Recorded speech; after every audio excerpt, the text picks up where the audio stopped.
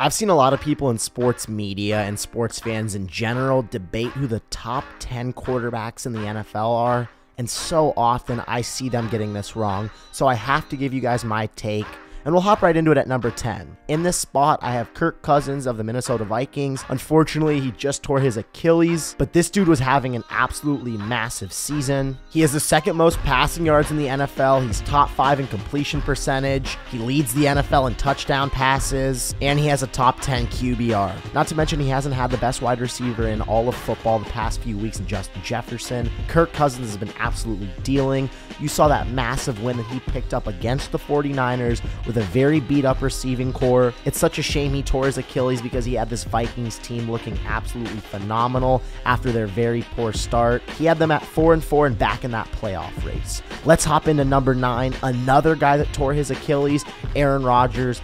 Aaron Rodgers, I believe, is the 9th best quarterback in the NFL. His accolades alone put him in this conversation, and with the recency bias in the NFL, I'm not willing to put quarterbacks like Dak Prescott ahead of him. The man is a 4-time league MVP, he's got a Super Bowl, and he would have had an absolutely massive season with the New York Jets this season. Coming in at number 8, we have a very serious NFL MVP contender in Tua Tagovailoa. He has a massive game against the Kansas City Chiefs in Germany this weekend. I think if he can pick up this W, it will go a long way to helping his MVP campaign. But in terms of stats, he's absolutely blowing it out of the box. He leads the NFL in passing yards, passing touchdowns. He's top 5 in completion percentage, and he also has a top 5 QBR. I think Tua has been getting so much hate recently, and people only say these stats are good because of the crazy receiving core that he has in Tyreek Hill and Jaylen Waddle. People also say that Mike McDaniel in this scheme is one of the reasons why he's having this success. But if you watch the tape and look at the stats, Tua is one of the best deep ball throwers in the league, and he's having a massive season, and he could 100% win the MVP award if him and this Dolphins squad continue to pick up W's while he has a great season.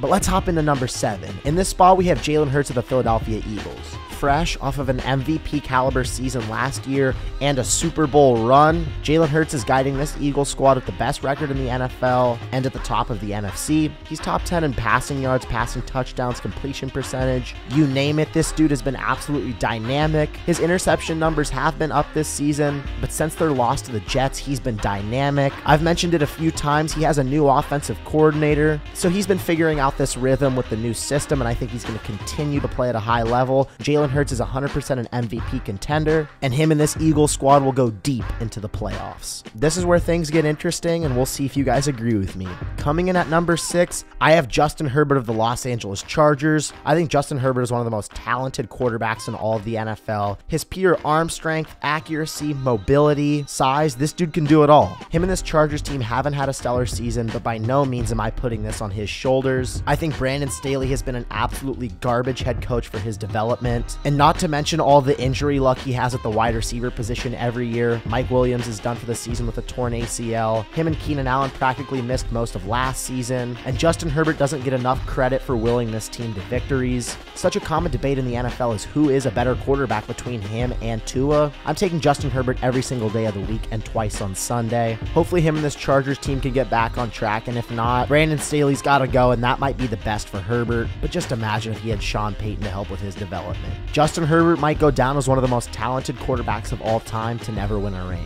But let's crack into the top 5, and coming in at number 5, I have Lamar Jackson. Lamar Jackson, I felt the past few seasons has been one of the most underrated and disrespected quarterbacks in the league. The Ravens never fully invested in getting him weapons until this offseason. There were tons of rumors this offseason that he might leave the Ravens after the Ravens didn't give him a massive contract, but they ended up paying him, and I guarantee you they are so happy they did. Even though Lamar Jackson currently doesn't have the playoff record or stats we'd like to see, in the regular season, he's been one of the best and most dynamic quarterbacks in the league since he was drafted. It seems like since his MVP season, people forget how good this dude is, and you can check out the film and this dude's passing stats. He's continuously gotten better as a passer every single season. A lot of people were worried that if Lamar didn't learn how to become a good passer, that he would fade away in the NFL. This dude has continuously gotten better, and I've loved seeing his development. The Ravens Lions are a super serious contender in the AFC this year, and if Lamar Jackson can stay healthy, they're going to be a dangerous team come postseason time. So give me Lamar as the 5th best quarterback in the NFL.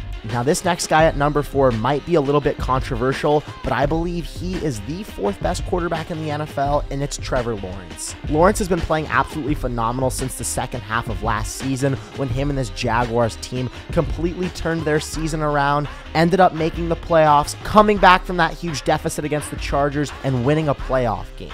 You look at this Jaguar squad right now, they're currently 6-2, and Trevor Lawrence is playing at an extremely high level. He's currently top 10 in passing yards and top 10 in completion percentage. This dude is also one of those quarterbacks who's 6'5", 6'6", has a massive arm, great accuracy, is extremely mobile, and he's going to be very good in this league for a very long time. The former number 1 overall pick has the Jaguars in a very good position right now, and I'm excited to see what they can do in this extremely competitive AFC conference. Let's crack into the top 3 here, and if you haven't been able to guess who's in this top 3, you're about to find out. Coming in at number 3, we have Josh Allen. Josh Allen receives way too much hate for his turnover numbers. He's one of the most talented dual threat quarterbacks in the league, has a cannon of an arm, is a great leader, and I would take him to be my franchise quarterback any day of the week. He's again having an MVP caliber season. He leads the league in completion percentage. He's top 5 in passing yards, top 3 in passing touchdowns. He's also guiding this Buffalo Bills team to be top 5 in scoring. People give Josh Allen criticism for his interception numbers, but him and Patrick Mahomes are currently tied for second for the most interceptions in the NFL, but nobody will ever bring up that stat when talking about his turnovers. Josh Allen is massively overhated and underrated, and he is my 3rd best quarterback in the NFL. Coming in at number 2, and I think you guys know where I'm going with this, but I have Joe Burrow of the Cincinnati Bengals. Joe Burrow, for what he has done with such a terrible offensive line, is unbelievable. Since Patrick Mahomes has come into this league, only 2 quarterbacks have taken him out of the playoffs.